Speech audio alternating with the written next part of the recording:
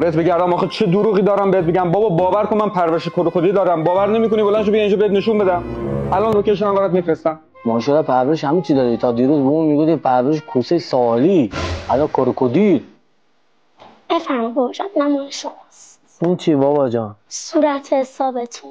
شروع 40 تومن، ادفاع حوله شرطی 300 تومن، از تبلیغ هم استفاده کردی 400 تومن. من اینو همه خودم برات خریدم، داری برام من حسابشون میکنی. وقتی بهش رو میدی همین میشه دیگه. به مامانش رفت.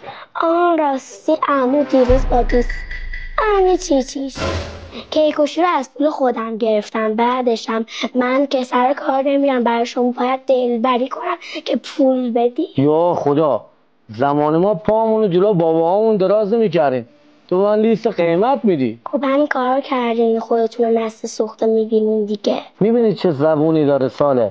حالا چرا اینقدر گرون حساب کردی پام؟ چون که بابا جونمی عزیز دلمی، من یکی دونه ای تو هم زورم زیاده دیگه. نبینم زبون درازی کنی ها. پدر سوخته. روزه چه بلایی قشنگی دل رو بایی، دلم خونه ز دست